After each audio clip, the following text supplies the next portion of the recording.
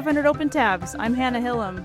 And I'm Kaveh Taherian. Hannah, how are you? You're in, it looks like some sort of insane asylum, prison. I can't quite tell. You know, prison of your own making. Father-in-law. It's my in-law's house. But I'd say that wherever I go, the prison goes because I'm in a prison of my own. You bring the prison with you. I bring the prison, the mental prison with me. The thing is that the lighting is, I just look like I'm like sick. No, I was saying it looks like you're on a Windows 95 computer in like a submarine under the water trying to FaceTime with the surface. I hope it blows up. Implodes. Sorry, not it blows up. Let's be scientific. And yeah, it looks like you're in the same room as always. So I don't go anywhere. That's pretty cool. Yeah. Yeah, I'm not at home right now. I'm celebrating. There's a carnival out my window right now. I'm looking at a carnival. That's exciting. People. Sure. Celebrating America, this great idea of a country. At the time of this recording, lying to ourselves. At the time that we're recording, but at the time of the release, we are in fact in San Diego hanging out because I believe this is the week of San Diego Comic-Con. It is. The day it comes out is the first day. Oh, let's hope. Yeah. Sure. Fingers crossed. But yeah, I'm so ready. I've got like so much new stuff and like I'm really happy and normal and calm. I've set up my booth and I'm just so calm, just like I am now. I'm the calmest person you've ever met. Listen, like we said, you bring the prison with you everywhere you go. So you're in the Artist Alley prison at the moment. But yeah, we're at con right now. And do you want to give them like a rundown of what they can expect and what to come to and stuff? Yeah. So I have two panels, one that you and I are on together, which is on Friday. It's called It's Me and It's This Game's Fault. Friday, July 25th from 8 to 9 p.m. in room 29, Apple Baker of the San Diego Convention Center. That one is going to be hosted by, moderated by our friend Kurosh. I believe we're going to be talking about game something or other stuff. Hopefully. Also, I'll probably mention how, sorry, go on. No, go ahead. What were you going to say? I was going to say, I'll probably mention how Skyrim and The Sims changed my life. And you'll probably be talking about some old person games. Contra or something, who knows. It'll kind of, I think it's going to be somewhat of a variation on when you and I both individually went on Save Point Stories. And then of course once again, at the time of this recording, I don't have a room number yet because that's how we Mina people roll. We all show up late and at the last minute. But the Mina panel will be on Saturday, July 26th from 11 to 12 p.m. in the Grand Marriott Marquee Room somewhere in there. I don't know. Wander. I'll post about it as soon as I get the information on Instagram as well as on Blue Sky so that you can come and hear us talk and complain as we always do with every one of these panels. They seem to get darker and darker and more fun. I feel like you saying complain discounts it a lot. That's true. I mean, it's not complaining. It's screaming into the void about the death and destruction. Of being a Thank you for that. I appreciate creator. that. You're right. Yes. Yeah. You're right. No, I need to. Because it's not complaining to me. No, you're right. I'm self-policing and downplaying it. You're right. It's a space for us to be able to talk about it. Yeah. Yes. We're going to be talking about our experiences. It's good. Yeah. Yeah. Famously easy experiences that Mina people have in the arts and anywhere really. Listen, it's a fun one though. I have to say, because that's how we roll. We're just like we got to make a joke of a lot of stuff. Yeah, it's a fun one. It's very like sardonic and dry humor. Yeah. It's a good time. It's great. It's a nice salve to craziness going on. Anyway. I will have a booth in Artist Alley BB01, and you can come see me. Big beautiful table, just like our bill. Yeah. Big beautiful table. And just like the bill, I hope somebody comes and destroys me. Destroys the table. Look, if it means that I don't even know what I'm saying anymore. Okay, let's just move on. Today's tab is one that I opened after chatting with my friend Phil from the coffee shop. Oh, okay. One of your coffee shop friends. One of the many that I have. Phil's great. He's like this. By the way. Yeah. Everyone. Kaveh makes friends with literally everyone everywhere he goes. So like we were walking down the street in LA, not at a protest, just walking. And we run into this like old woman. I mean, I say that as like a loving, like a really nice lady who's like, I don't know, much older than us. And you were like, hey, what's up? And you guys like hugged like friends. And I'm like, who's that? You're like, that's Kathy. She's from the coffee shop. Kathy's my girl. Like an 80-year-old woman. I love it. Like you socialize like a grandma. It's in true. A social group. Like I met Kathy at Bridge. Like that kind of thing. It's really it's really refreshing that you're just like, this is my 70-year-old best friend named Kathy I met at the coffee shop. Shout out to Kathy. Absolutely lovely, lovely individual. One of the sweetest people I've ever nice. met. And that's the other thing with you. Mm-hmm. I meet all your friends and I'm like, these are all solid people. Like you're a good judge of character. Thank you. Which is insane that you're my friend because it's true. I mean, listen, we all make mistakes. I don't have a perfect record. This is a pretty big mistake you made. You started a show with me. Anyway, continue. Shout out to Kathy. But Kathy's this is dope. Kathy's cool as shit. And this is about my friend Phil. Phil I met at a different coffee shop. He's like this hockey player from San Jose who also works as a storyboard artist on like Marvel movies.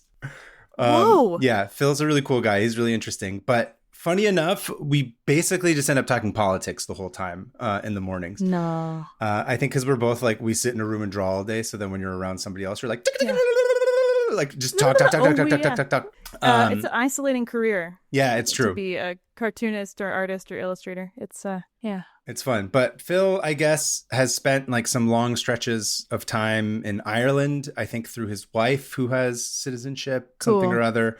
I'm not quite 100% clear on how it goes. He, like I said, he's not Irish from Ireland, but I think he's now sort of married into it. But so sometimes he'll just hit me with like some crazy Irish facts or like stories. Yes. And there's one story in particular that caught my interest, which led me to an article in the Irish Times.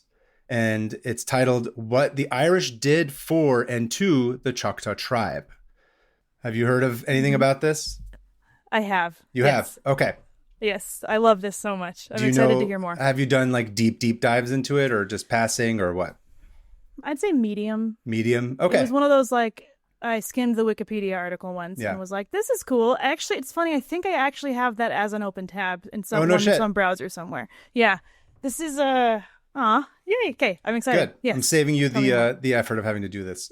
So that's the point of the show. Exactly. I just went into your phone and I decided I'm going to do this one before Hannah gets to it. So I'm glad you have access. Breaking into your phone. Yeah.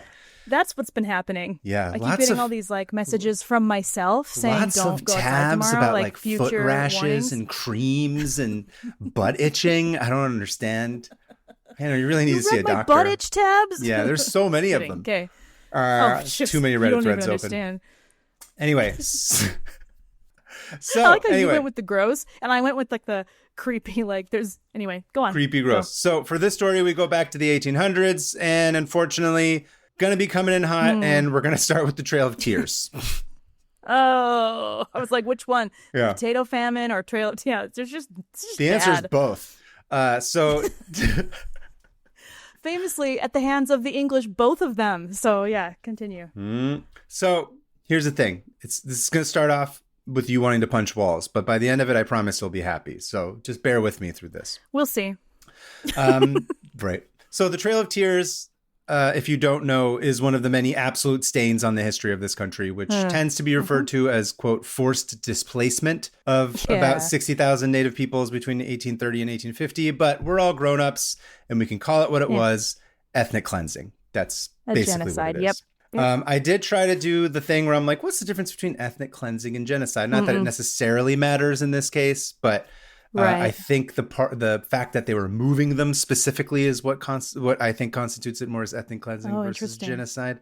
Whereas genocide is just kill them all, but cleansing is like go in and kill them. I think I'm not a legal scholar by any means, but just from like my glance that I was looking at, because I was like, why don't they call it genocide instead of this? But I think ethnic cleansing is because they moved them is what is the. But again, then I was like, I don't want to learn more about this right now. That's not what the point of this is, but I'm just calling it ethnic cleansing for the purposes of this tab. Okay. So son of Irish immigrants and resident shithead Andrew Jackson had barely been elected president when he persuaded Congress to pass the Indian Removal Act in June of 1830. So this is what, quote unquote, the Irish did to the Choctaw and everybody else. It's specifically Andrew Jackson. Yeah. Not the country. That guy's one of our top worst presidents by just far. Absolute dog shit. Worst human being. And don't worry, we get to see his big, dumb, long, crazy looking face on the $20 bill whenever we pay for anything. Idiot. Like, oh, look at that big-headed freak. I say that as a fellow big-headed freak. Yeah. I would just... Wrong president got assassinated in the 1800s. Let's just, yeah. Mm-hmm. Listen, here's an idea. Time traveling movie starring your boy, the cat painter. Oh, what? John Hinckley. Put him in a time, give him a time machine. I thought you meant Louis Wayne, who was another cat painter who I love. And I'm like, have you talked about Louis Wayne? And anyway, then my brain gears just completely stopped. So anyway, John Hinckley, please, John Hinckley, go through this time machine and kill Andrew Jackson, please. He's like, I just got out of prison. Why are you making me do this? He's like, I was mentally ill. Please, don't stop trying to get me to kill people. I'm doing better. I'm reformed. Anyway, so Jackson had gotten... I would do it. I volunteer. I'll do it. Andrew Jackson had gotten a hard-on for the fertile lands east of the Mississippi. I'm sorry. East of the Mississippi. He wanted to populate it with the whites. And unfortunately for President Jack Behoff, native peoples existed, particularly in that area. Oh, yeah.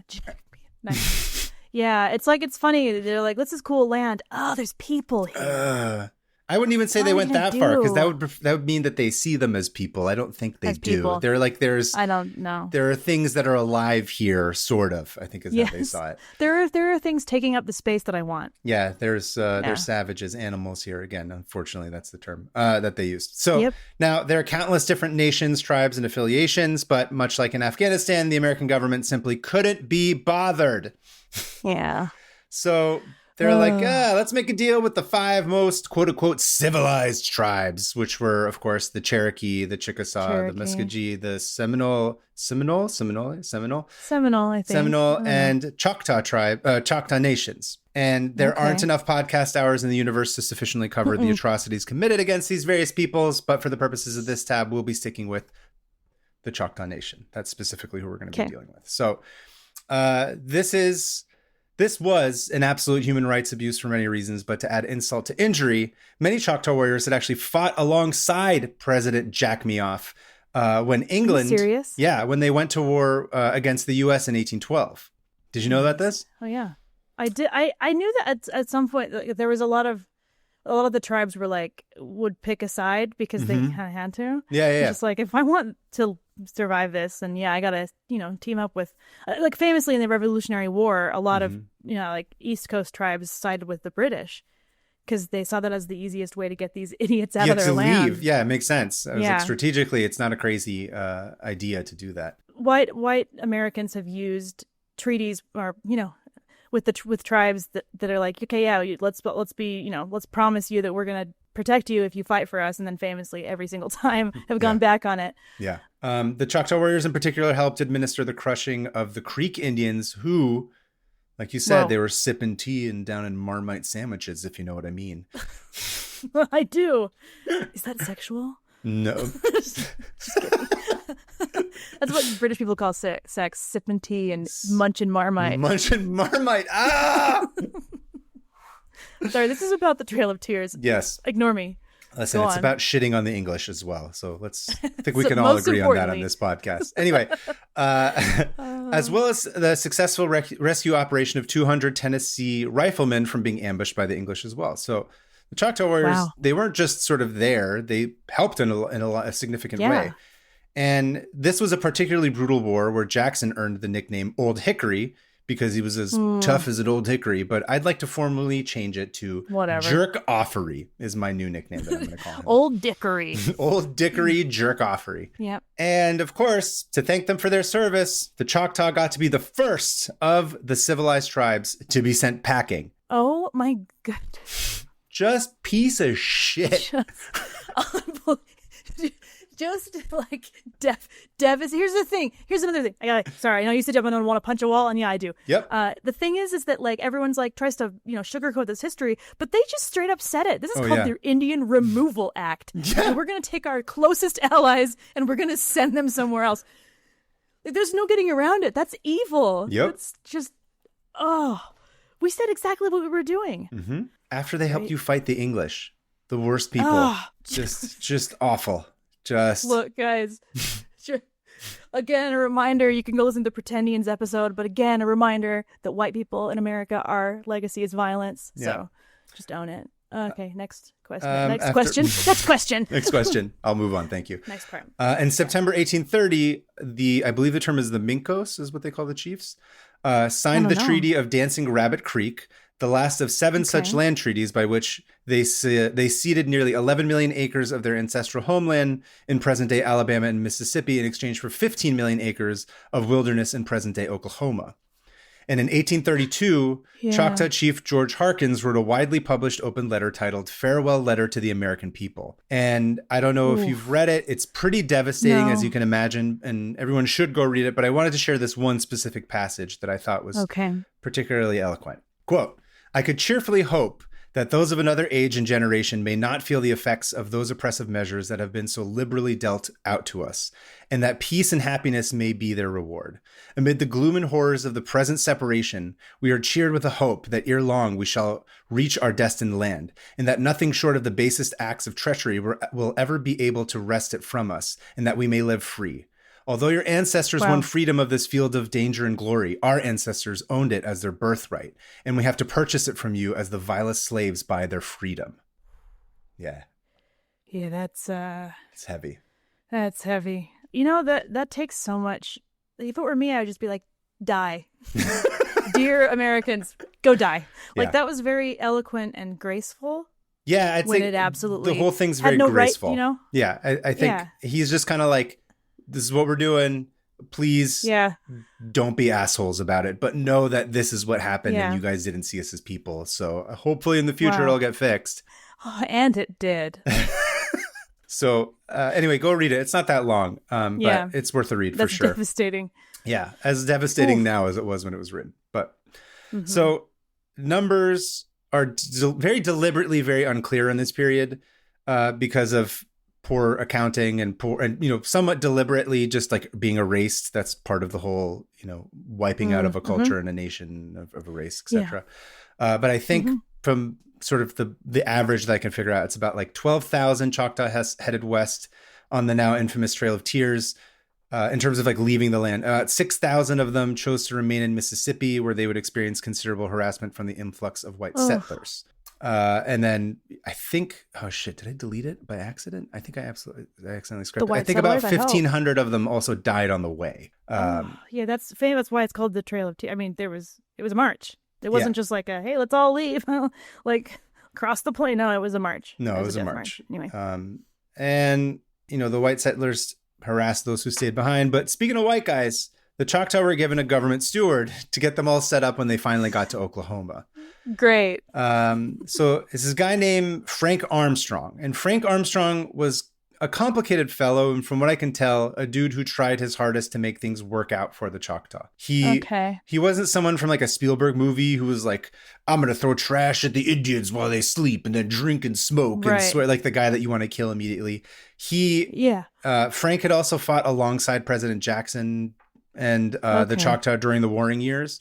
So I think in his own way, again, not forgiving this guy, but it seems like he was sort of caught in the middle of this and was like, he's trying to be a person who's honorable, and he saw what the Choctaw... On the spectrum of it, horrible. On the spectrum of horrible, he seems to be on the less horrible side. He sort of understood. He's like, bro, what the shit? Someone needs to make sure that these white people like don't screw all these Indians over.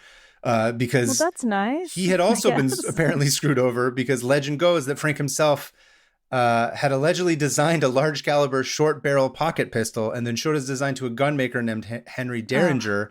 Derringer successfully manufactured the design and named it the Derringer pistol. That's a rumor, but wow, yes, he's like, I have a bone to pick with these guys. And he's like, I've been here before. Don't let them treat you the way they treated others.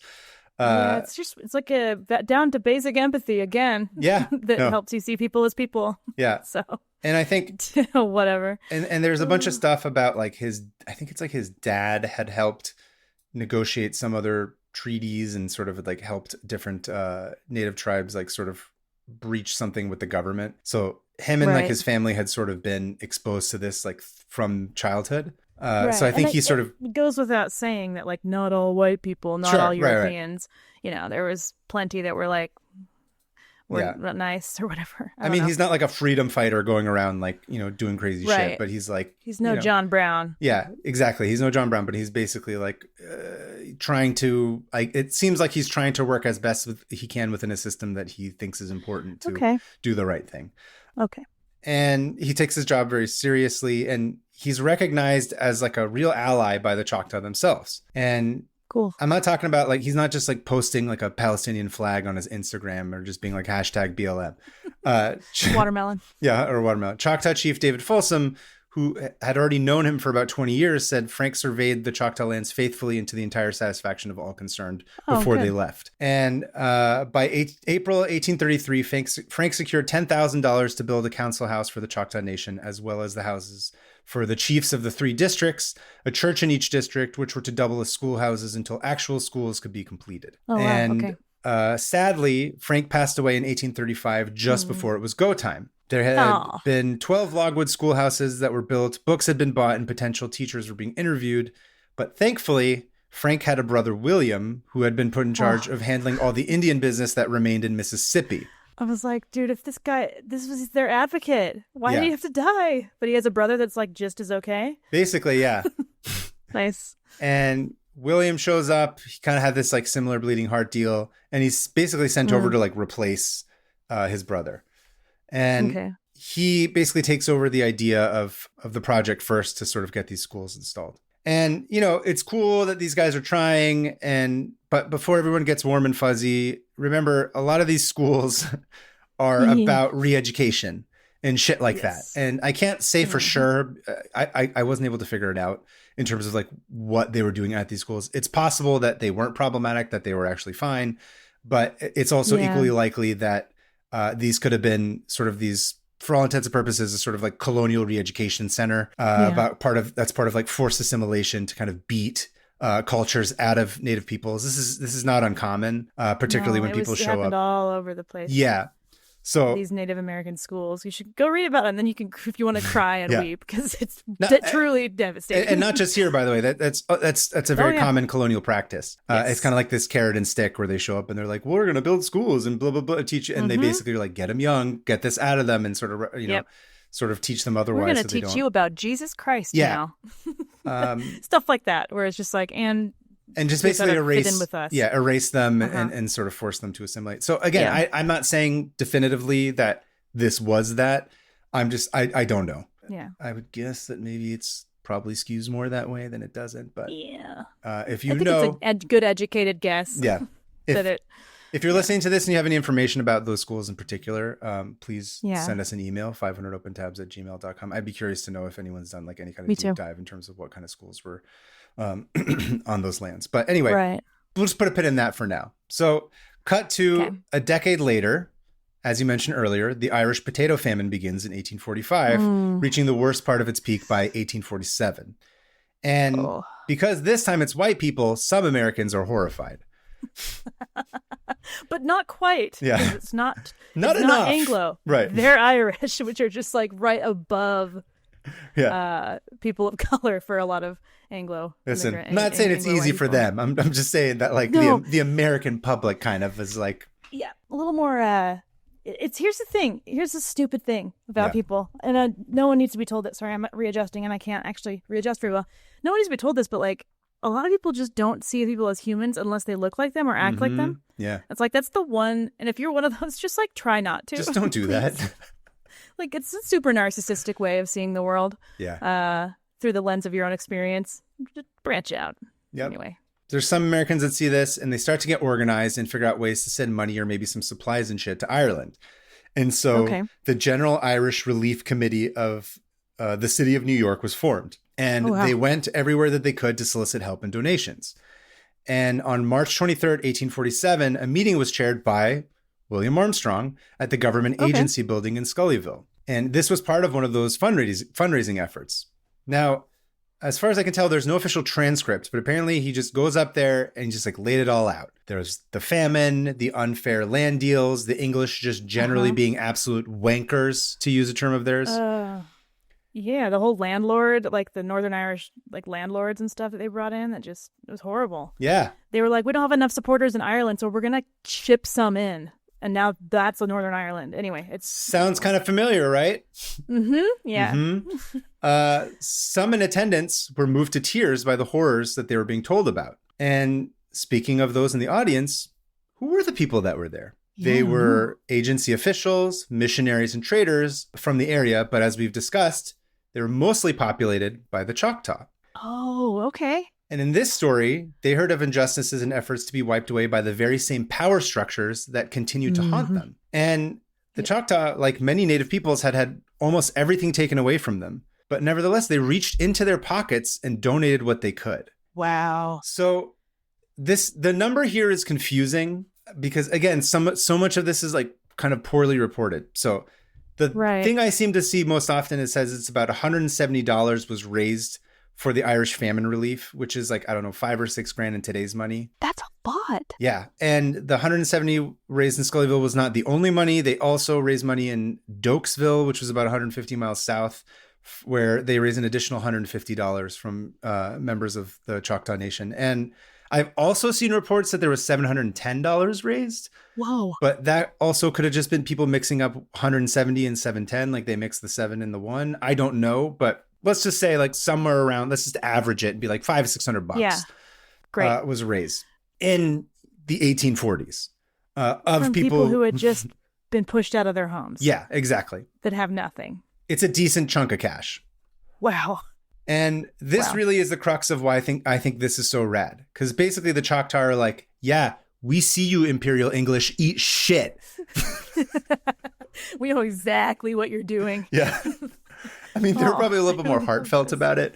But I don't know. You know what? I hope so. Yeah. But I wouldn't have been. I don't know, man. I'm insane though. Like, yeah, me too.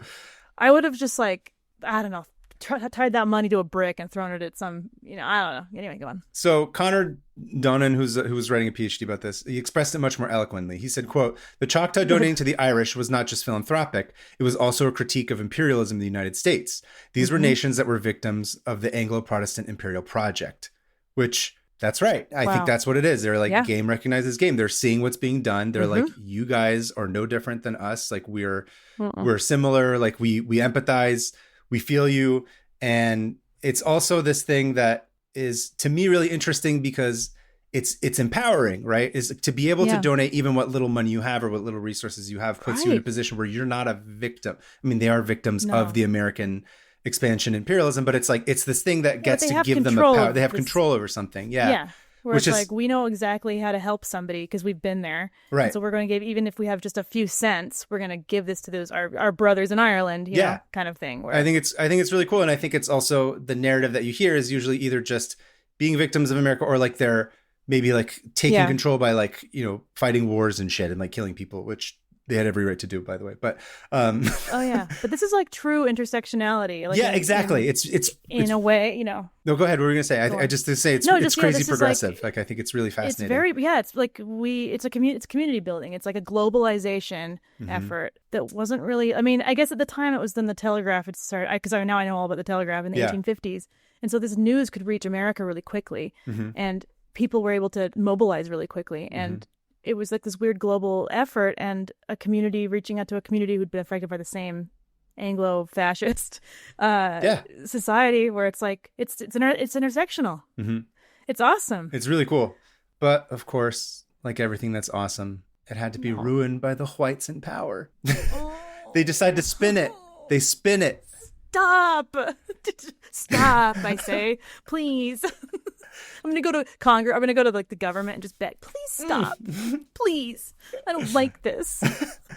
The Arkansas Intelligencer published something that made me want to walk into the ocean, patting themselves on the back and talking about the Choctaw like they were children who had finally learned to be less savage. Quote, "What an agreeable reflection it must give to the Christian and the philanthropist to witness this evidence of civilization and Christian spirit existing amongst our red neighbors. They are repaying the Christian world a consideration of bringing them out from the benighted ignorance and heathen barbarianism, not only by contributing a few dollars, but by affording evidence that the labors of the Christian missionary have not been in vain. Dear Lord." Unreal. Dude, famously something Jesus would have done. Just treated everyone like savages. Like, what? insane, dude. Yeah.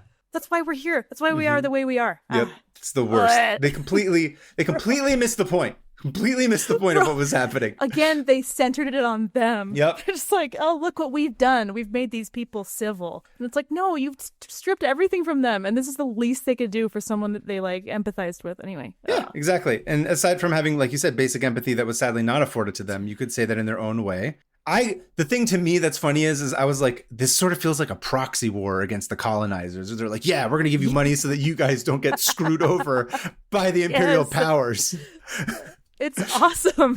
It's like, oh. That's what it feels like. I know, obviously, that wasn't the intent, but I just kind of feel like, yeah, screw them.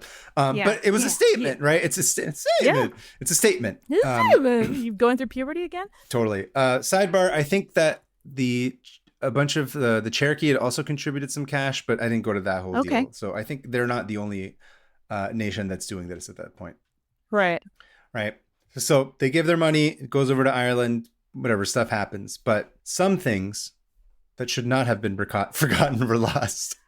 Oh, no. And, Legend some became things that myth. were lost. And for 100 years, the donation passed out of knowledge. But then something happened that the donation did not intend. It was picked up by the most unlikely creature imaginable, a humanitarian and filmmaker, Don Mullen of Dublin.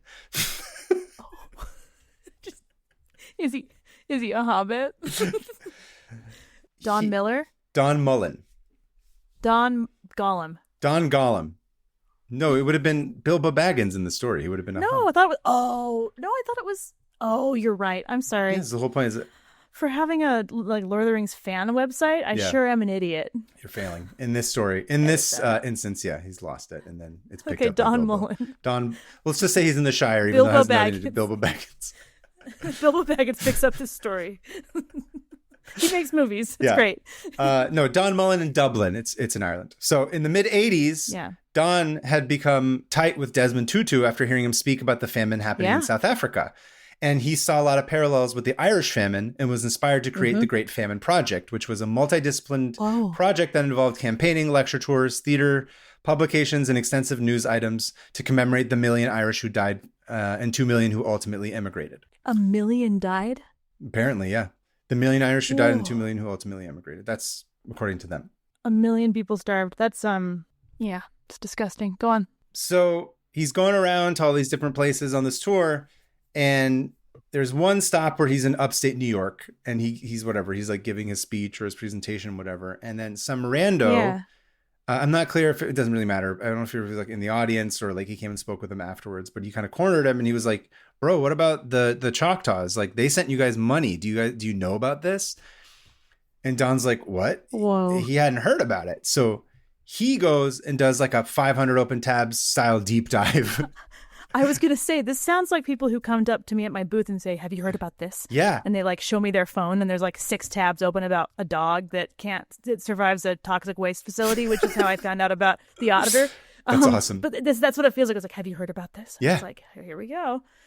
And he goes and he's like, oh, interesting. So he starts like doing all this research. And then eventually he tracks down the Arkansas Intelligencer article that I was telling you about just a minute ago. So he's like, oh, what? And so he like finds out all this information about it. And in 1989, Don produced a show for the radio about the Choctaw gift for Ireland's National Broadcasting Service. And suddenly it kind of goes mainstream, like at least in Ireland. People are like, oh, that's interesting. I didn't know about it. I mean, some people, I guess, had known about it, but this is like the first kind of official program that was produced about it in the modern age.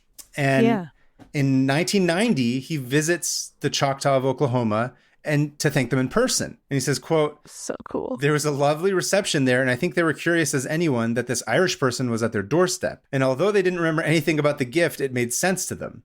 He says, because giving and helping others is a big part of Choctaw culture. I love that. And they're like, that sounds like us. Yeah. Now that you say it, that does sound like us. Then he invited some Choctaw tribal members to lead the commemorative famine walk in County Mayo, which is back in Ireland. And in return, they made Donnie an honorary chief of the Choctaw Nation.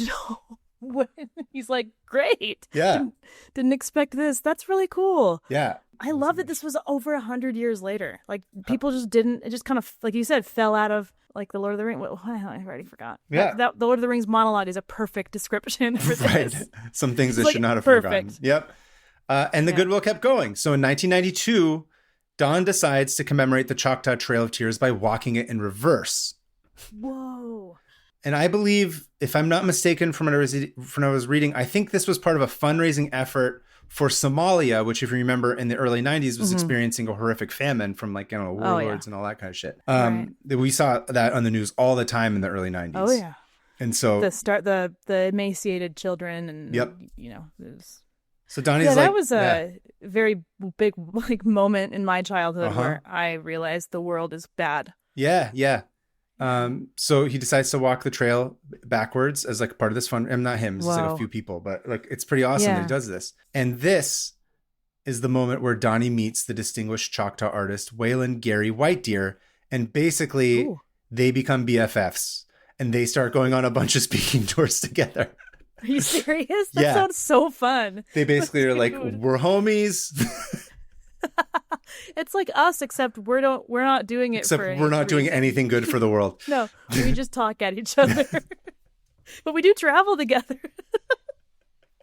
There's no goodwill. There's no humanitarian effort behind our talking to each other at a table. Go on. Yeah. So Gary and Donnie just basically become BFFs, and in 1997. On the 150th anniversary of the Choctaw Gift, the Irish government commissioned Gary to paint a symbolic representation of the Irish-Choctaw connection. So he made this painting, which I'm going to send to you now. And it's basically a Choctaw mother holding an Irish baby. It's rad as hell. Whoa. Oh, this made me want to cry. There's like Celtic designs in the back, and there's a Choctaw mother holding, like, this blonde Irish kid. And he's holding a piece of, like, a thing of wheat. Yeah, that's really cool. That's dope. Oh, I really like that. Yeah, I thought it was beautiful. Yeah. And so now from there, it seems like the Irish are just now, like, ride or die for anything native peoples. You're telling me. Yeah. Like, when I visited Derry. Have you been to Derry, Ireland? I've never been to Ireland. I've always wanted to go. I've actually never been. What? Yeah. Oh, it's one of the. The Irish are, right, like you said, ride or die. Yeah, they're ride or die. Every situation. Yeah. They're the best people to have on your side. Like, I got lost, and this bus driver who was off of his route was like, "Hey, hop in, I'll take you." And he gave me an entire tour of Dublin. That's awesome. And he was like, "Where are you headed?" "Oh, we'll do a big loop, and I'll tell you all about all this stuff." And I was like, "It's 10 p.m., but okay." He's like, "Just duck down when we get to intersection so that, I don't get in trouble for taking someone off That's off so clock." funny. I'm like, who are you? But no, we went to Derry, which is on the border of Northern Ireland and the Republic of Ireland. Mm-hmm. And there's this big wall that says Free Derry. And on it, there's also a bunch of other posters of, like about the Rwanda genocide. And, like, on the actual wall of the city, the ancient medieval wall, they had written Free Palestine. All across it, I was going to say, I remember that. Which was... and that's all over. Like, they're like ride or die. I love the Irish. I love the Irish. Shout out. So apparently during COVID, the Navajo and the Hopi were among the hardest hit. Oh, really? Yeah. So they set up, like, a relief fund, like a GoFundMe, and a bunch of Irish citizens donated nearly $2 million to their relief fund. Whoa. And even U2 drummer Larry Mullins Jr. gave, like, $100,000. He's also been, here's the thing about Larry Mullen Jr. is that everyone was just awful to him all through the 80s and 90s. They're like, you suck. Get rid of your drummer. Every article, everything was just like, that guy blows. And he was like, absolutely not. The whole band was like, no, we're not firing our less than good drummer, okay? We are one band. We're not. Anyway, that's my little fact on Larry Mullen Jr. But, wow, that's cool. I forgot to send you this. This is a picture of Donnie. Oh, let's see. Just so you could see him. He's a cool guy. Do we have a picture? Oh, check him out. And here's a picture of Gary. So Irish looking. Oh my gosh. Let's see. Oh, there's Gary. Oh, this is so, I love this. I want to see, like, a movie of the two of them traveling together. They seem like they'd be hilarious. I know. Oh, that's cool. So in 2018, the Irish Prime Minister Leo Vardkar. Do you know who that is? Oh, no. Prime Minister, apologies. He visited the Choctaw Nation in Oklahoma and announced a scholarship program for Choctaw students to attend school in Ireland. Dude. Yeah. That's awesome. And there is even a giant-ass tribute statue in the small town of Middleton in East Cork. Oh, which I've just sent you, which is like these huge feathers. Whoa. Oh, that is one of my favorite. That is really cool. Everyone go on YouTube. They just look these giant feathers poking out of the ground. That's gorgeous. Yeah. Wow. Gary White Deer continued to go back and forth to Ireland and even made it his home for a while. He's written an autobiography. I guess he's trying to put together like a cartoon retelling of The Gift. I'm not sure what the status of that is. And of course, he kept painting, and he did one piece that was called An Arrow Shot Through Time, which I'm going to send you the picture. It's so crazy. Whoa. This is like an acid trip. Exactly, yeah. This is awesome. It's like neon. Okay, so there's this what looks like a chief shooting an arrow into the sky at some big hands, and there's like some Celtic knots and some Irish designs, and then are those rocks or potatoes? I can't tell. Oh yeah, it's true. They look like potatoes down there, but they're not. And then in the background, there's some like Irish famine people, and it's awesome. Oh, there's like an eagle protecting them. This is cool. Yeah, this is trippy. Yep. So he has a quote about this that I pulled. Okay. Quote: I heard that phrase from one of our elders, referring to an arrow shot through time. Referring to a lost arrow that had been shot many years before and landed in the future. I applied it to the famine gift story. We've come to the place where the arrow landed. We have it in our hands again, and we can move forward with it. It's a story that belongs to everyone, not just Irish and Choctaw people. It's about the power of compassion and generosity. That's beautiful. Yeah. I love that. And with Gary's words, that concludes my tab. Oh, man. That was beautiful. Right? Shout out. Yeah. Shout out to being human. Shout out to the best parts of being human. Yeah. Shout out to empathy. When we do it well. And when we don't, we also are bad really well. But wow, I really like that. Thank you. Yeah. Thanks to Phil for letting me know about it. Always. Yeah, shout out to Irish, shout out to the Choctaw, shout out to, just game recognizing game and seeing yourself in others and not using it as a pretense to do anything other than to love one another in a beautiful way. Exactly. Which, again, to bring it back to Jesus, is also what he said to do. That was his number one thing. Love your neighbor. That's it. It's a good thing you white people taught us that, Hannah. Thanks. I appreciate it. Yeah, I'm so glad you guys understand the teachings of Christ. Why don't you go ahead and write about it in the Arkansas newspaper? we really act like that a lot. We really represent Christ in a great way. No, that's really cool. I love that. And at the end of the day, it's interesting because the English, the English Empire, the British Empire is. They say that Ireland and Wales were the very first colonies of England. Mm-hmm.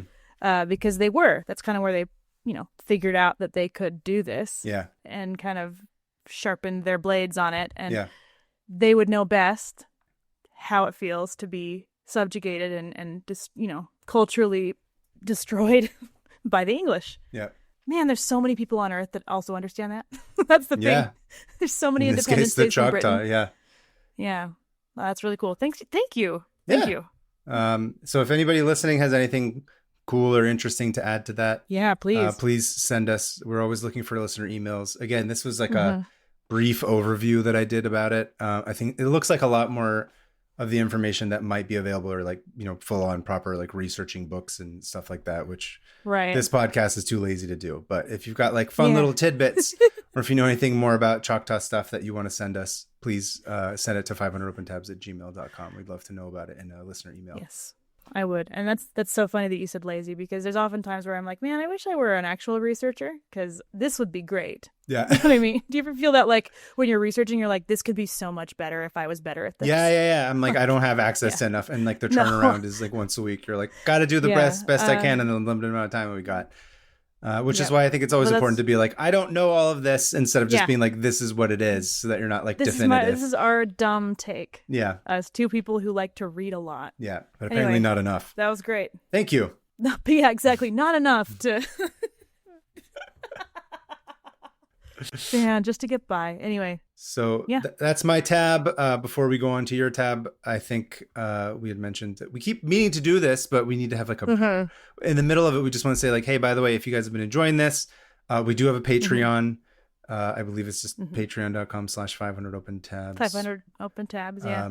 And it's $3 a month, which is 1 penny a day, which is 300 pennies. Actually, don't ask. I don't have math. Don't check our math. I don't got no math, but it's like a penny a day. Yeah. No, 10 cents a day. I'm so sorry. Now we sound like we're trying to raise funds for like a famine across the world. We're like, for just pennies a day, you can support these idiot podcasters as they poorly don't research enough important things and spread misinformation with their gaps in their knowledge. By making sort of good jokes.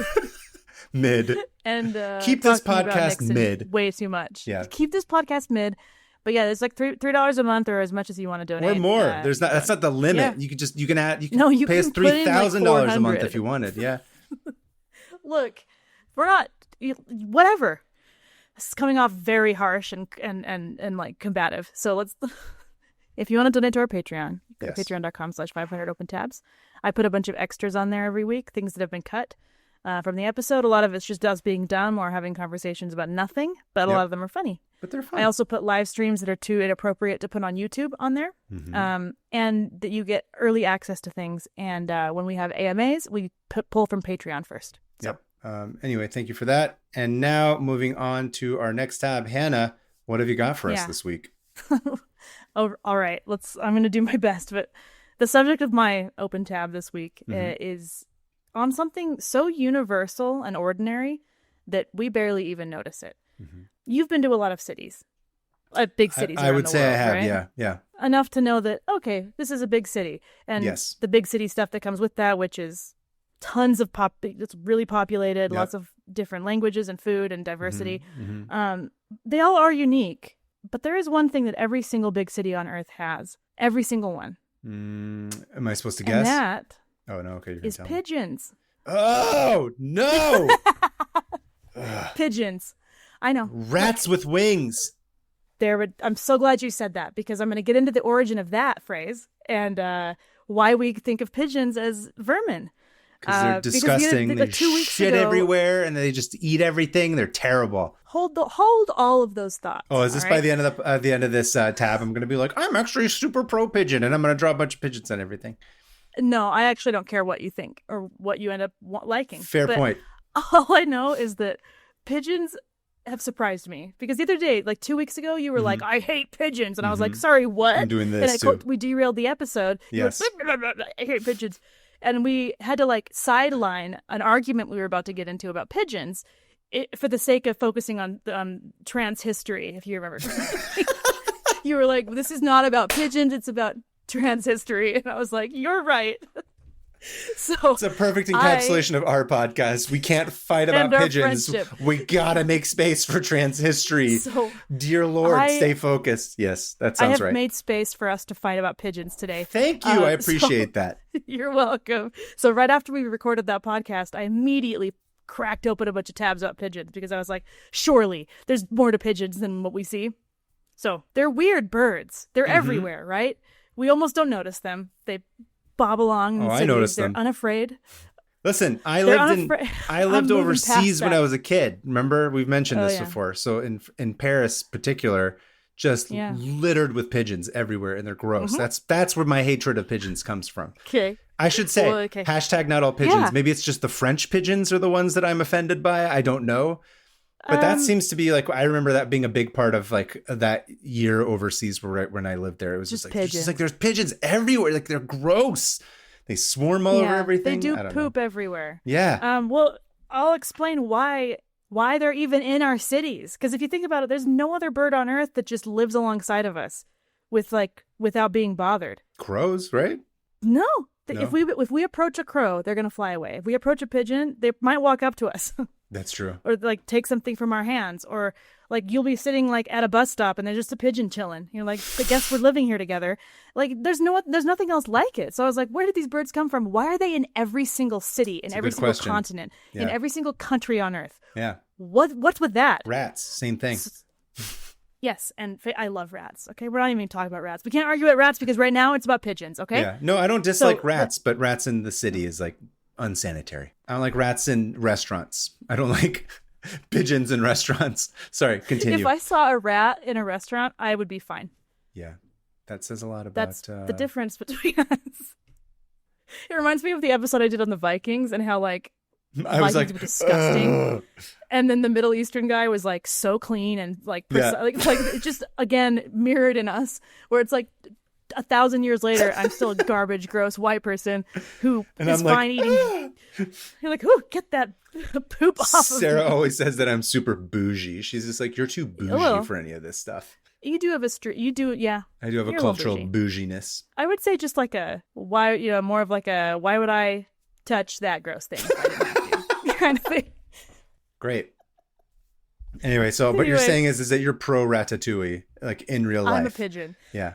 I don't even care. That's the thing. I don't care. About pigeons? It doesn't matter. We can't talk about... You just want to argue with me because of the fact that I don't like pigeons. I'm so annoyed that you don't like pigeons. Honestly, I went on a deep dive into pigeons. I'm going to say this one thing. I'll say this last thing and I'll let you go on. Is that I literally hadn't thought about pigeons in like 25, 30 years until you brought them up during that conversation. And I just remembered that I was angry at pigeons when I was 12 years old. And then all of that came like rushing back. Yeah. And so my stance on pigeons now, I'm like, I actually don't care. I just was like I've made you the enemy. Yeah. What I'm saying is that I immediately give up. I don't care about pigeons anymore either. So you can continue with your tab. Love this. That's another way of you getting control over this conversation is by saying, I don't care. I don't care that you don't care. Okay? Good. You shouldn't. We're going to talk about pigeons. Great. A bunch of our complexes are really showing through right now. Okay, so I've lost my spot. Why are they in the cities is the question. So why are pigeons in the cities? Yeah. And what most people don't realize is that pigeons aren't wild animals. They are feral. And in order to be considered feral, you have to at one point be considered domesticated. Pigeons are domesticated animals. Okay. Like dogs. So it's less like rats with wings, more like dogs with wings. We wanted pigeons in the cities. We bred pigeons as extensively as we bred dogs. Really? For thousands of years. We bred them to live alongside us, to serve us, to be our companions. And then the second the telegraph was invented, we ditched them. I see.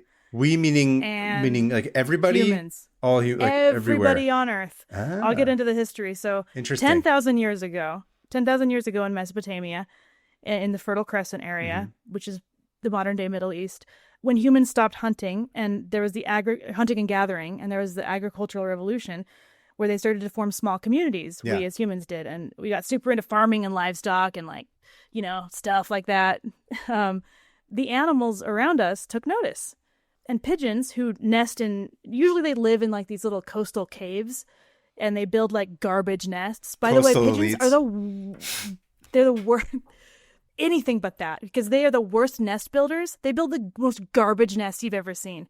So like they'll get like 3 sticks just to hold the eggs in place. And that's the nest. So, listen, does it work? Famously, it works. Yeah, it works.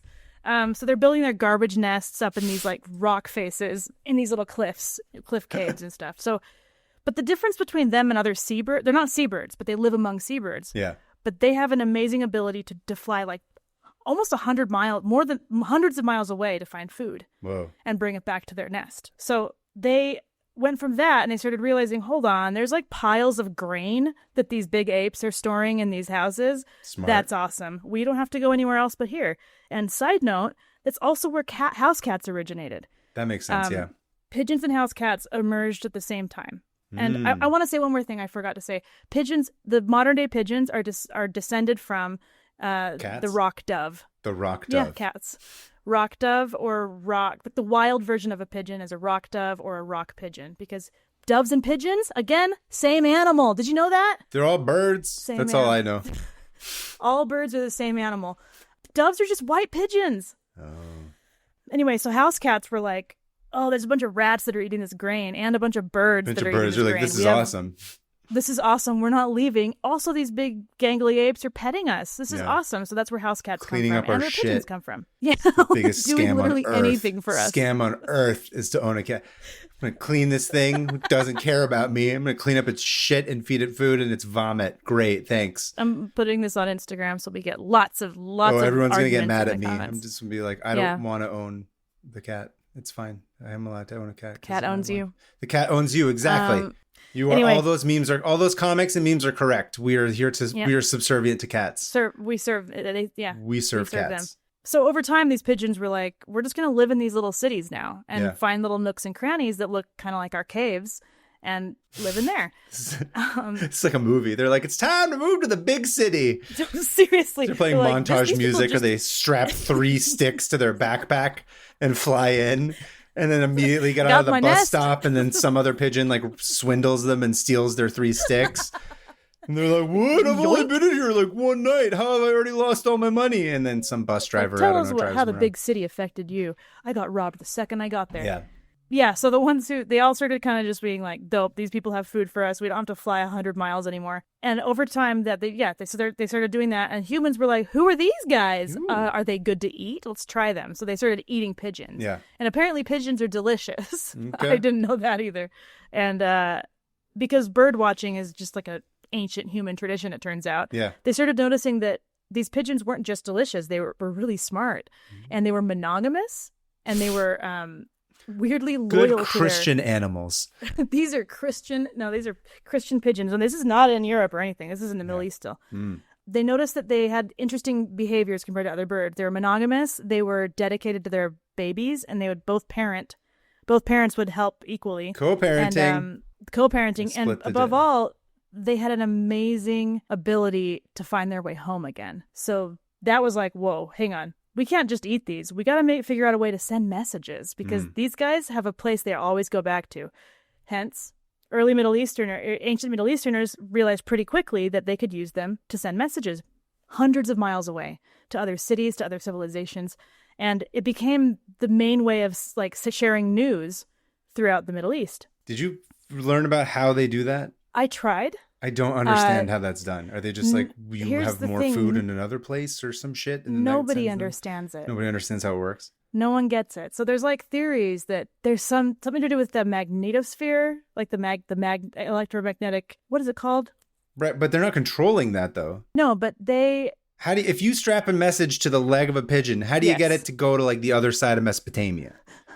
That's what I'm trying to figure out. From what I could tell, it was like they'd have them at their home pigeon places, and then you know what? I don't know. Would they just be like, really, "Hey, we're gonna get rid of all the grain right now," so then they have to go to the other place that has grain? Oh, shoot.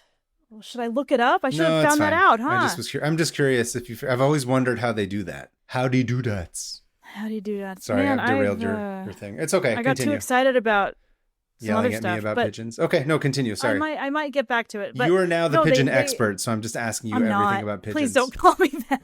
They're going to come for me. The pigeon experts. The pigeons are going to come for you specifically. Just peck your eyes out. You're not contributing enough to the raising of the child. Where's your, what's it called? Wow, I can't think of words. Cool. You know what it is? Say it in pigeon. You'll be able to remember it. Yeah.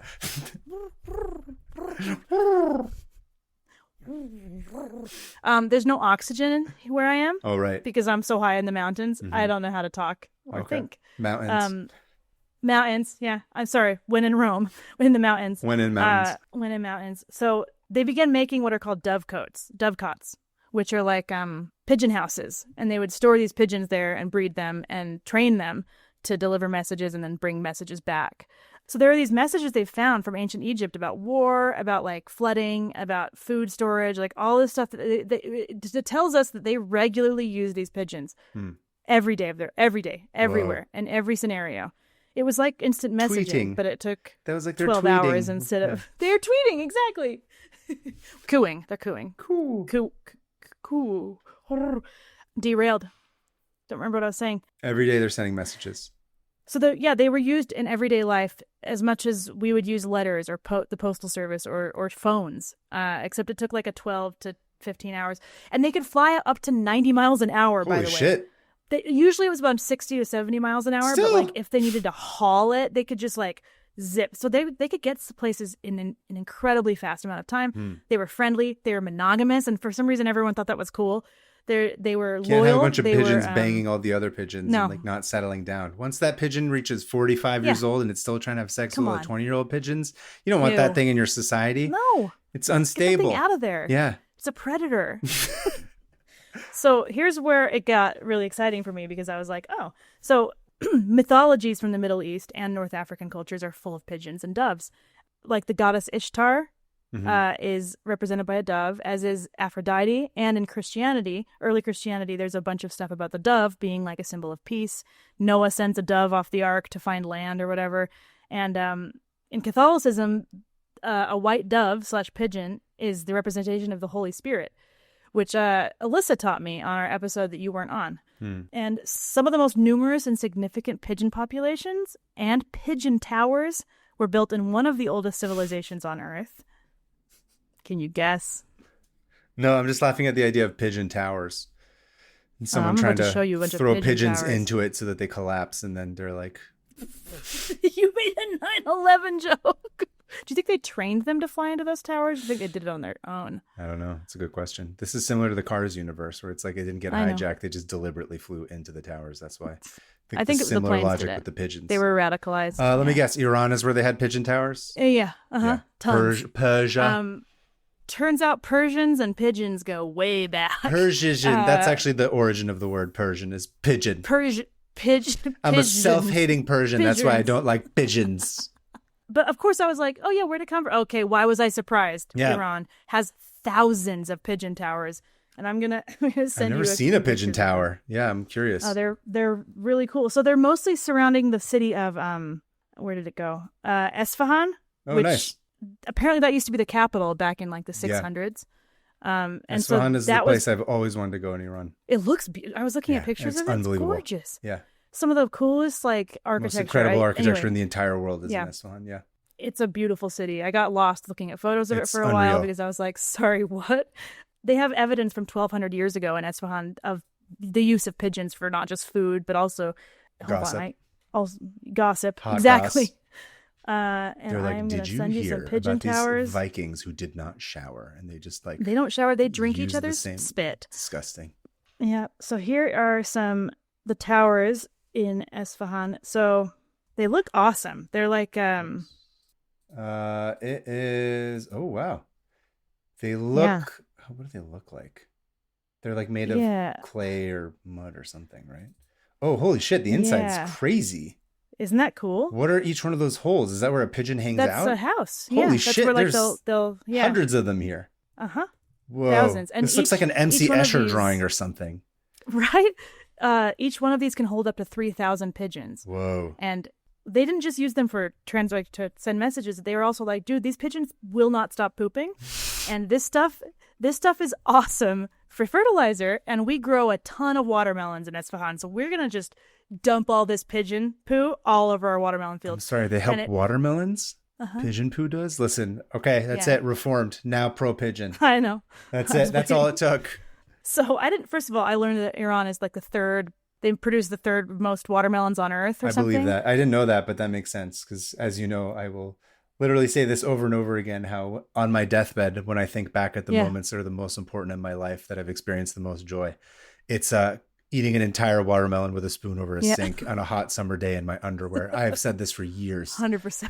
There's something in my very DNA. When I you like, it's like your blood is watermelon. It's true. So apparently like Esfahan had like huge watermelon fields. Whoa. And so they would take these thousands and thousands and thousands of pigeon droppings, guano, and they would turn it into fertilizer, and it grew some of the most delicious watermelons in Iran or in the entire region. To this day are known. Yeah. So I'm going to send you a picture of an Iranian breed. So pigeons, here's the other thing. They got so popular that everyone's like, let's just start breeding them however we want. Let's figure out how to make them like fancy and crazy. And so this is this pigeon is called watermelon pigeon. It's called hendune, the bird. Is that how you say pigeon? No, it's watermelon. Hendune. Oh. It'd be fun to have a pigeon named that. So it's called the Iranian high-flying tumbler pigeon. Please let that be my new nickname. And these guys are fancy. They have like bougie, as we established earlier. Bougie little hair, like their feathers are all poking look at them. up. Yeah, they look like they're wearing a scarf. That's why I love it. They look like they're wearing a scarf. They're black and gray, some iridescence, and they. I'm learning so much about myself right now. I know. I was obsessed. I'm obsessed with the Iranian high-flying tumbler pigeon.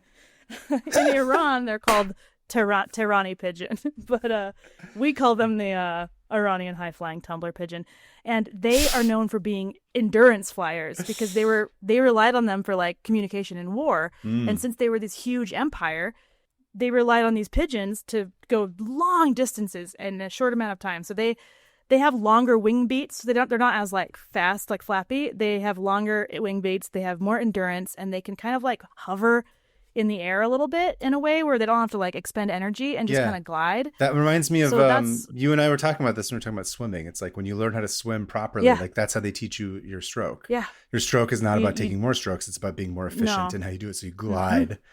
It's really funny. They're basically very good through swimmers. The water instead of swimmers of the sky.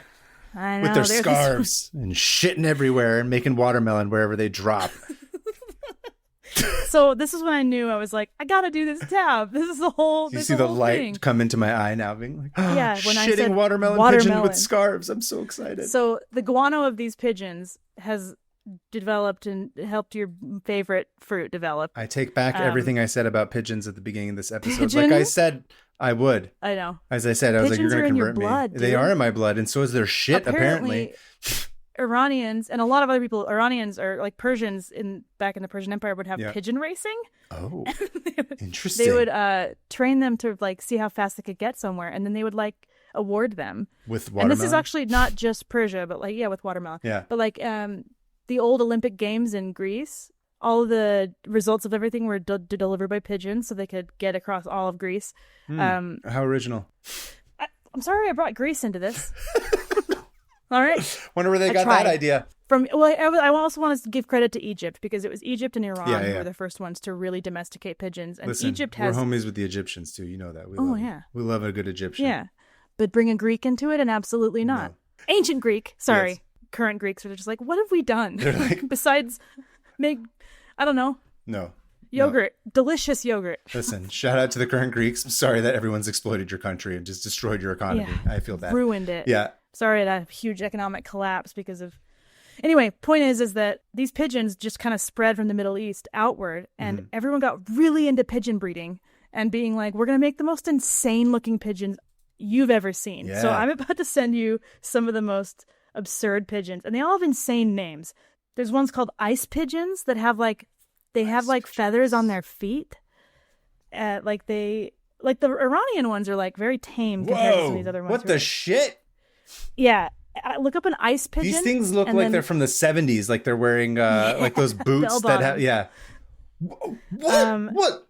Oh, this looks like AI like one? Screwed up when you're trying to like generate. Is it the one with the big neck? No, it's just the feet. I don't understand. Yeah. Okay. What the shit? Look up the fan. Oh, I know. Look up the fan-tailed pigeon. I'm sorry. Hold on. The ice pigeon is still tripping me out. I know. This is incredible. Okay, what's the other one? Oh, look up the fantail, and it's got this gigantic, like peacock-like tail. Whoa! It looks like a turkey.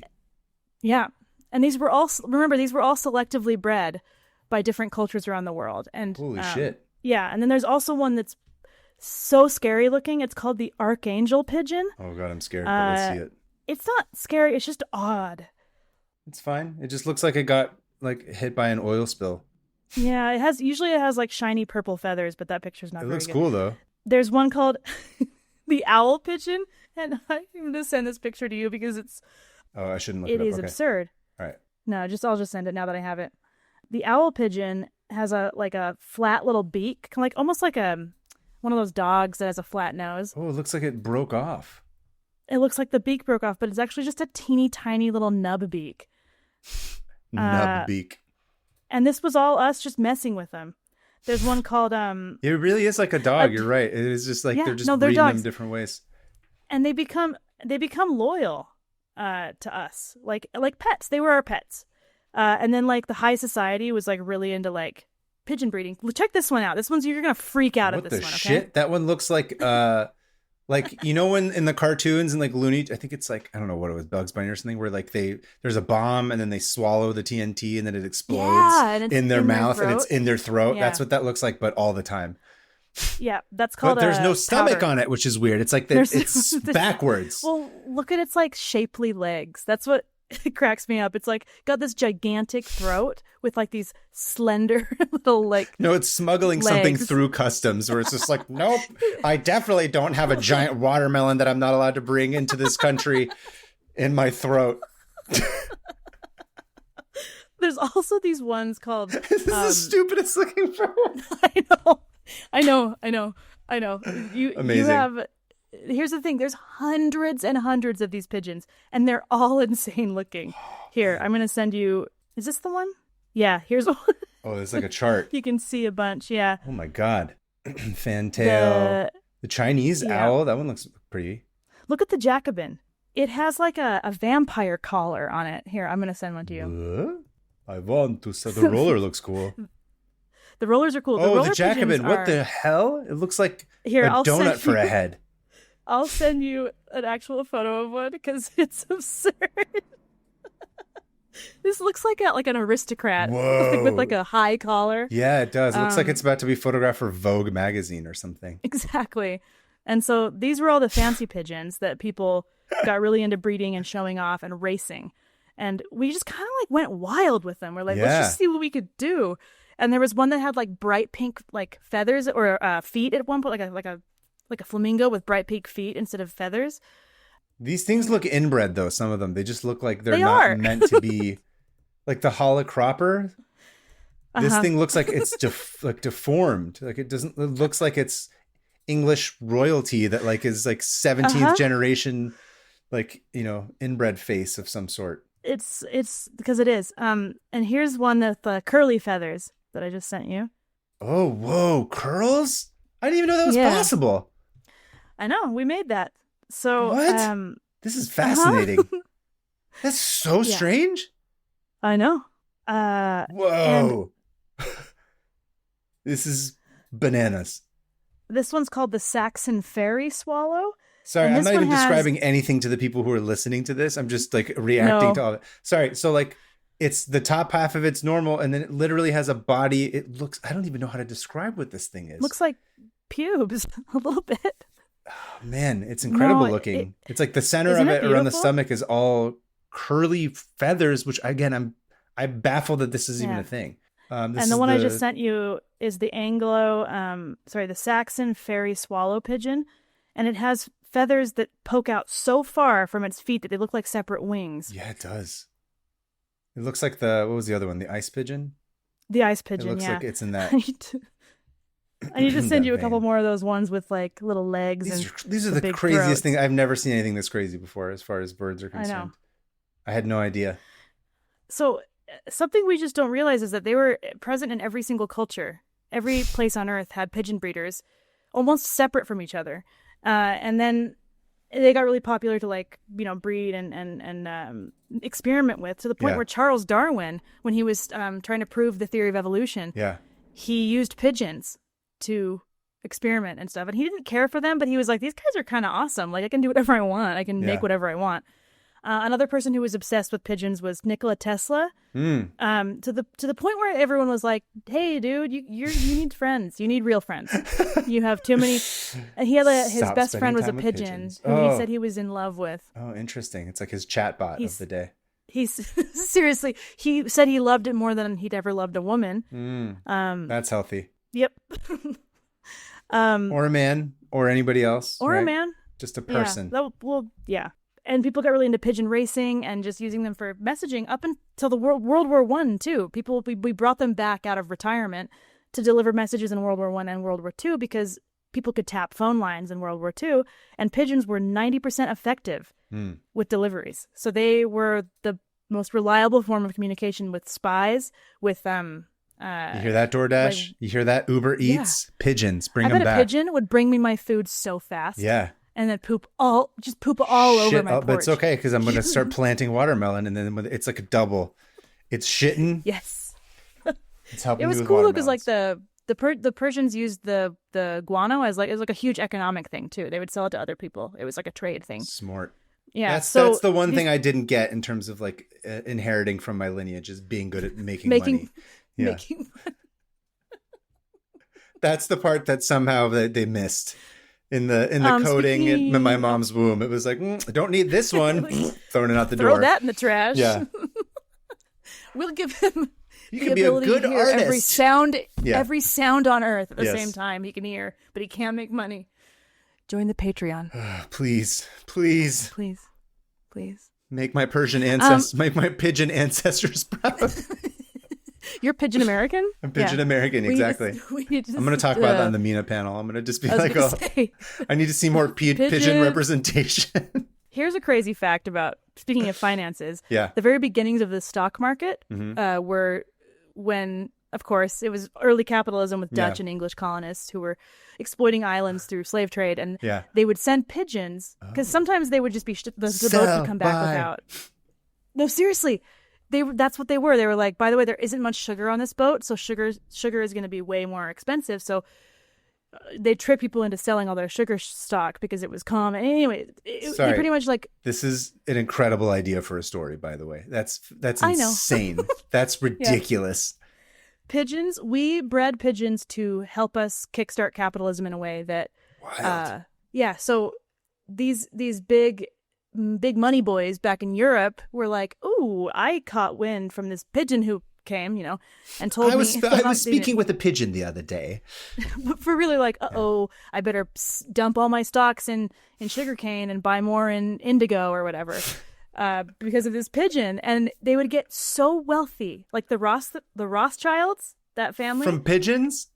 From pigeons. What? They had a flock, like a roost of pigeons that they would use to get ahead of the stock market and pretty much cheat the stock market. Whoa. Which then led the rest of Europe to be like, oh, hang on, maybe it's because he's Jewish. And then they all became associated with Judaism, pigeons, and then they became all racist. And they're like, side-skirted the whole pigeon issue. Meanwhile, the pigeons are just it was like, this isn't about him being a Jewish person. Everyone is, in every culture and every religion can be a scumbag. He who holds the pigeons holds holds control. So he made a bunch of money. A bunch of other big money boys made money.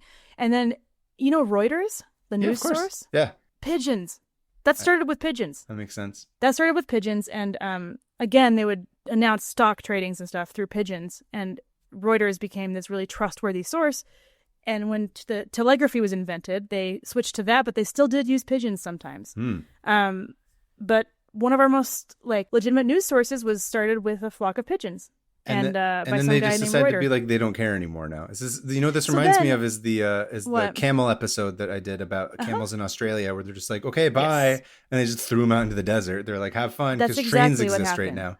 And in the 1850s, telegraphy was invented, and there was that big storm that made everyone freak out from last week. Yeah. And suddenly you could instantly talk to anyone, and pigeons became overnight out of a obsolete, job, replaced by AI. And what happened then is that people would just release their pigeons, and all the fancy pigeons were being released, all the regular old pigeons were being released, and they started to breed and intermix. And that's why you get weird rando pigeons in the middle of New York with white splotches or brown feathers sticking out, because they're all mutts. They're all weird. Forgotten mutts. Yeah. Our pets that we just threw out when we were done with them.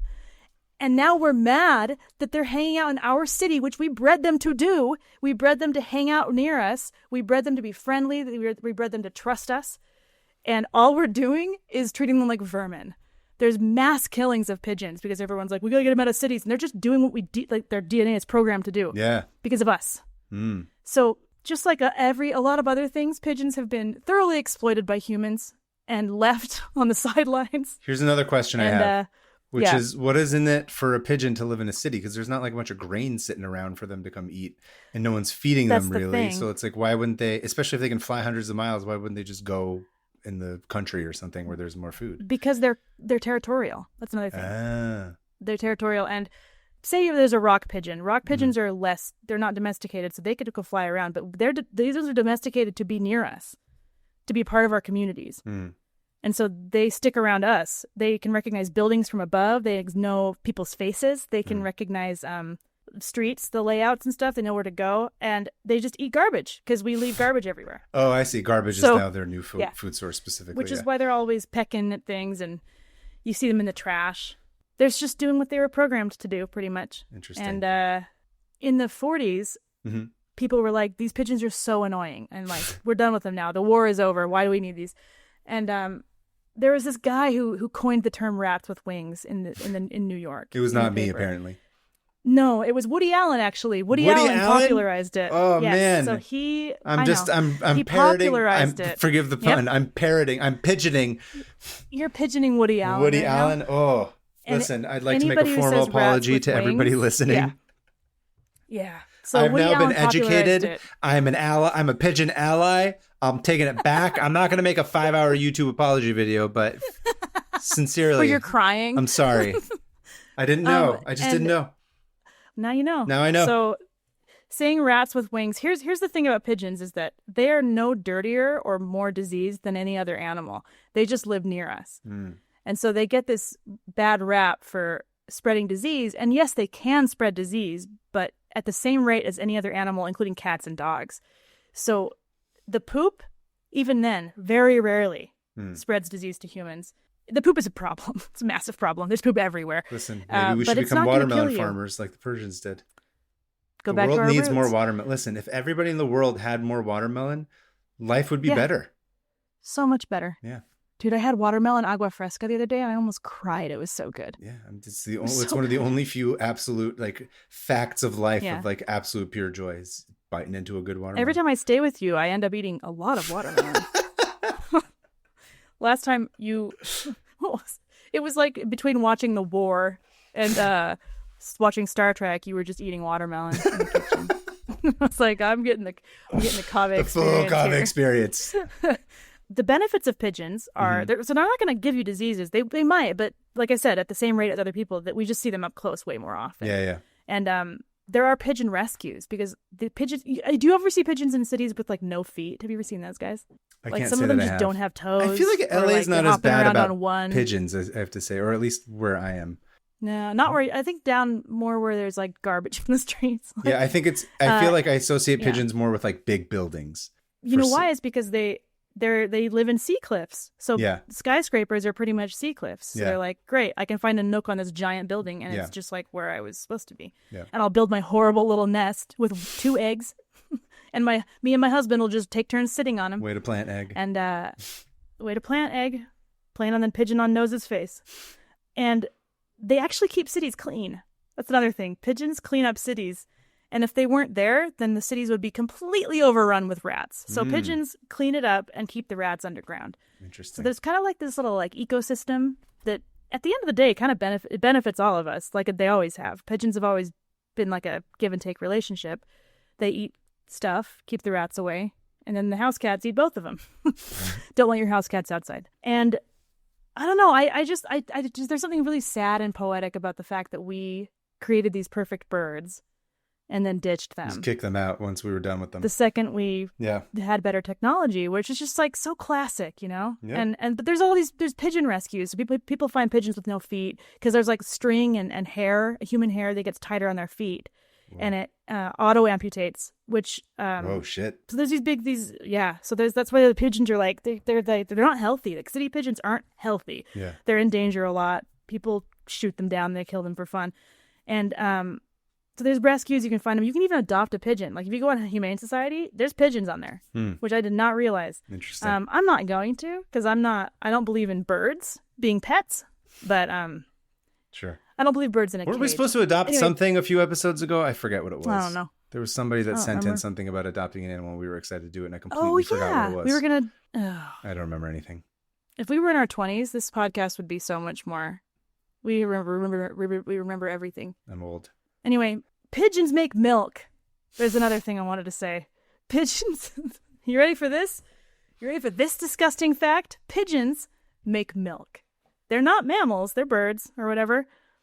But they have this little like off of their esophagus, there's like a little pocket that secretes this milk-like cheesy substance. And when they have little baby pigeons, they just open their mouths and the babies just put their mouths in there and just eat straight out of their little pocket full of milk. Yeah, you look like you're going to vomit. Pocket full of milk. That's a phrase I love hearing. Yeah. Pocket full of milk. And so yeah, pigeons make milk. That was another weird thing. And I think that's all the facts I have. There's so much about pigeons. There's podcasts, there's articles, there's cartoons, there's pigeon cast.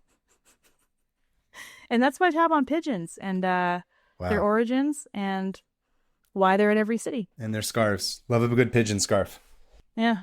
So thank you. Thank you for converting me for not being pro. Did I convert you? You converted. I'm no longer anti-pigeon. I've said it here you heard it here first, folks. Here on the podcast. No more anti-pigeon. I'm no longer anti-pigeon. I'm officially switched over. You did it. Who are we versus? Whenever I want to win an argument, I think of that Always Sunny, where Mac's like, yes, but who are we versus? Who are we versus? It's like, no, we're just chill. And no, who is this versus? I'm versus. Anyway, okay. I'm versus. What is it? Rats. How do we close them? Yeah. Should we have it be? I mean, I don't know, a pigeon of some sort. I'm not sure. Yeah, it's just a bunch of poop drowning in pigeon poop. Pigeon shit. Yeah. Splitting over and open a watermelon. I don't know. Why don't you count us down? Just a bunch of splats. Splat, splat, splat, splat. Alyssa's like, what is this? From the Pigeon Tower in Iran, in Esfahan. The Pigeon Tower is from Esfahan. Okay. 3, 2, 1. Pigeon out. Pigeon out. Moving on to listener emails. Email number 1 is from Melanie from Kansas City. Hi, Hannah and Kava. She made the little 500 open tabs cross stitch thing. Oh, yeah. I'm Melanie, Goobers in Discord from Kansas City, Missouri. 53 tabs open. Hannah's episode on Pretendians inspired me to write about a real Indigenous person who happens to be one of my ancestors. Oh, okay. Eliza Lida Conley was the first female Native American lawyer to argue a case in front of the U.S. Supreme Court.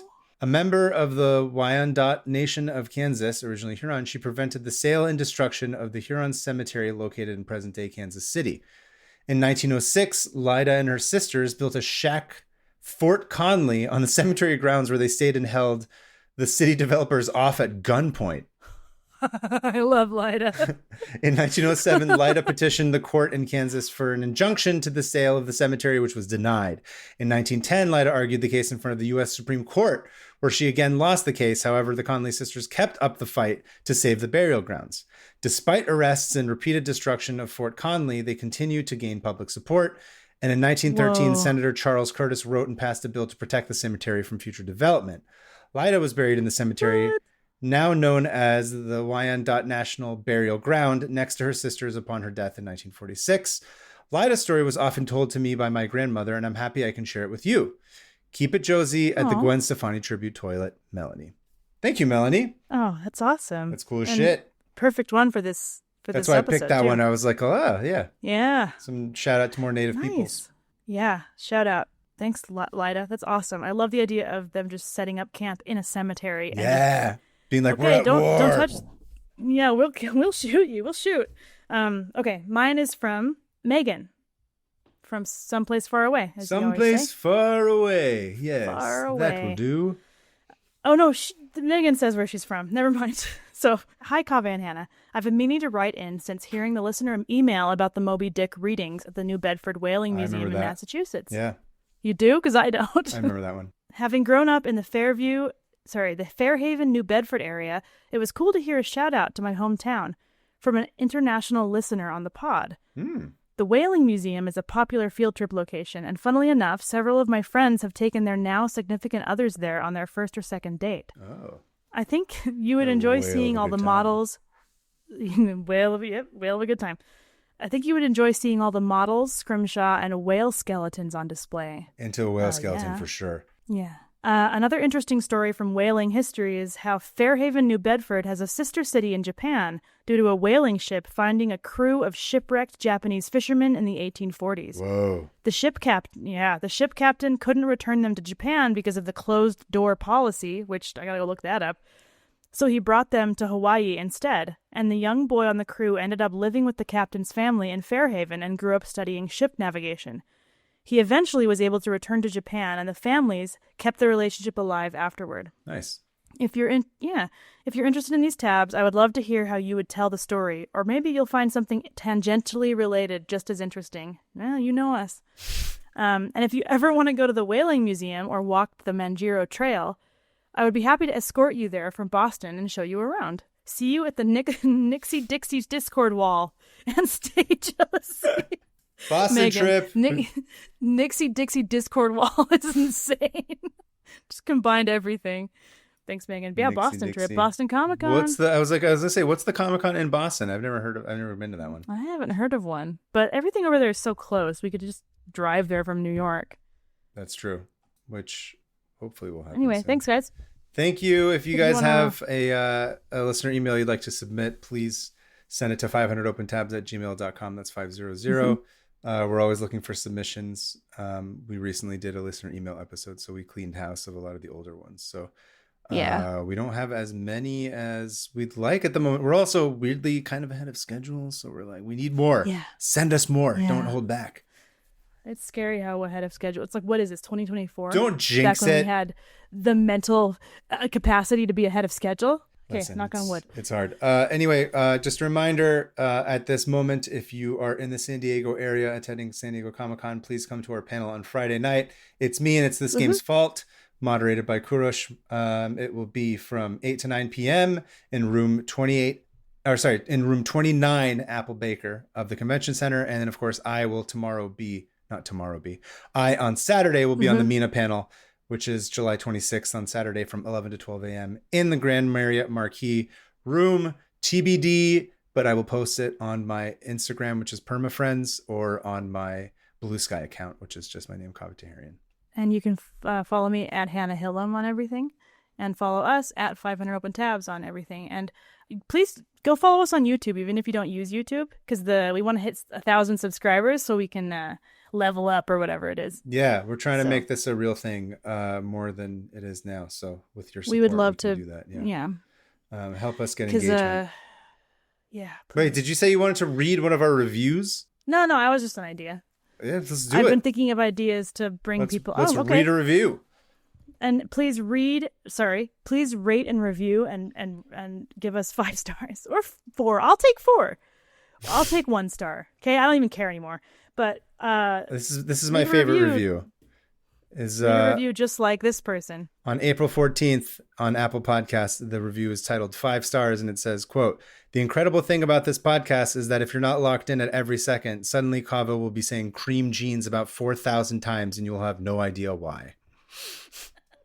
That's from Emily C. Paris. I guess we kind of do just like latch on and go 100%. at high speeds. High velocity, like a pigeon in the sky, trying to deliver news of watermelons and stock markets. Oh, only watermelon. Dude, what if you just saw a pigeon? Never mind.